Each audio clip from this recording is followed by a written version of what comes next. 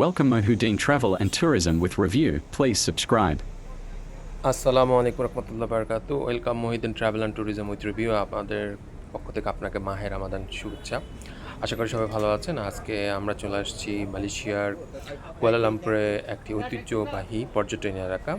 সেটা সাংস্কৃতিকভাবে অনেক সমৃদ্ধ এলাকা, যেটার নাম হচ্ছে চায়না টাউন। এবং এটা মালয়েশিয়ার মূলত চীনা সম্প্রদায়ের একটা ঐতিহাসিক স্থান, যেখানে আপনি চীনা সংস্কৃতি এবং চীনাদের ঐতিহ্যগত খাবার এবং বিভিন্ন তাদের প্রোডাক্ট জিনিসগুলো পাবেন। এটা মূলত চায়না টাউন, যা পেট্রেলিং স্ট্রিট নামে পরিচিত, এবং এটা মালয়েশিয়ার এবং সেন্ট্রালে অবস্থিত। পর্যটনদের জন্য খুব একটা জনপ্রিয় জায়গা এবং পর্যটকদের খুব আকর্ষণ করে। এখানে মালয়েশিয়ার বিভিন্ন এবং চাইনিজদের বিভিন্ন জিনিসগুলো এখানে পাবেন। বিশেষ করে চাইনিজ আইটেম বেশি পাবেন। এই যে বিভিন্ন ধরনের কাপড় চোপড়, হোলসেলার শুরু করে খুচরা এবং সব কিছু পাবেন। এছাড়া এখানে আপনার কী নেই, সব ধরনের জিনিসপাতি পাবেন না। কাপড়, ব্যাগ, প্রসাধনী, খাবার, জুস হতে সব কিছু পাবেন। এবং মানি এক্সচেঞ্জ হতে সব কিছু এখানে আছে। ছোট আপনাকে অবশ্যই এখানে বার্গেনিং করে কিনতে হবে, কারণ এখানে কিছু ফিক্সড প্রাইস থাকে, কিছু আবার বার্গেনিং করে কিনতে হয়।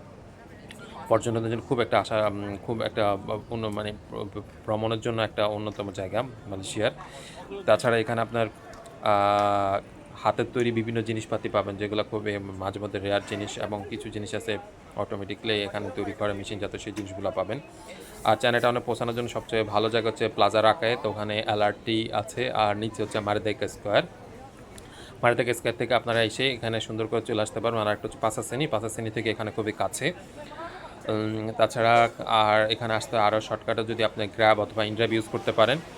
আর হচ্ছে গিয়ে এখানকার পরিবেশটা খুবই সুন্দর।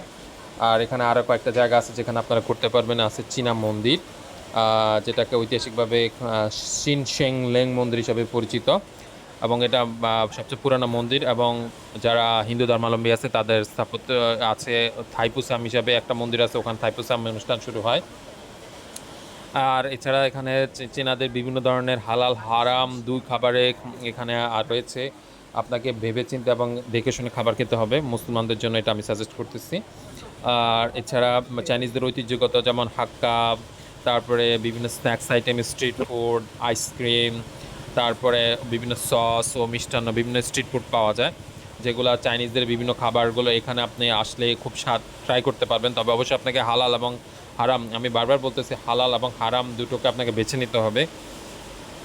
এছাড়া চায়নাদের বিভিন্ন উৎসব এখানে হয়ে থাকে। আপনার মনে করেন যে চাইনিজ নিউ ইয়ার, বিভিন্ন এখানে অকেশনগুলো খুব ভালোভাবে ওরা উদযাপন করে।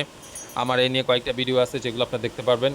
একটা আমি চাইনিজ খাবার আপনাদেরকে দেখালাম। আর তারপরে এইসব চাইনিজ নিউ ইয়ার উপলক্ষে এখানে প্রচুর আলোকসজ্জা করা হয়। এখানে বিভিন্ন ধরনের ফল পাবেন। বিভিন্ন আপনাকে অবশ্যই এখানে বার্গেনিং করে কিনতে হবে, কারণ এখানে অনেক সময় প্রাইস পিস থাকে। আর এখানে বিভিন্ন সময় কপি মাল থাকে। কপি বলতে এটার ফার্স্ট কপি, সেকেন্ড কপি থাকে, অরিজিনাল কপিও আছে। আপনাকে সেটা অবশ্যই খুঁজে বের করতে হবে এবং তার সাথে কথা বলে নিতে হবে। আর এখানে বেসিক্যালি বর্তমানে বাংলাদেশি যারা আছে তারা ব্যবসা করে, এবং অন্যান্য চাইনিজ যারা আছে তারাও ব্যবসা করে থাকে। আর এখানে আপনি ইংলিশে কথা বলতে পারবেন। এছাড়া চাইনিজ এবং মালয় দুই ভাষায় এখানে কথা বলে দেখতে পারবেন।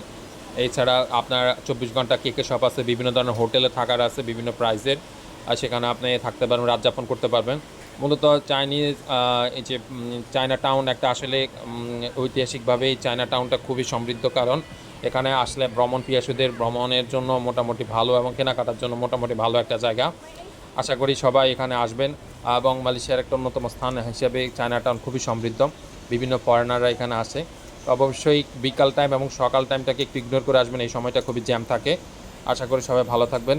আমার পরবর্তীতে ভিডিওগুলো এবং লাইক, কমেন্ট, শেয়ার ও সাবস্ক্রাইব করুন। আপনাদের কোনো জায়গা জানা থাকলে সেটা অবশ্যই কমেন্টের মাধ্যমে আমাকে জানাবেন।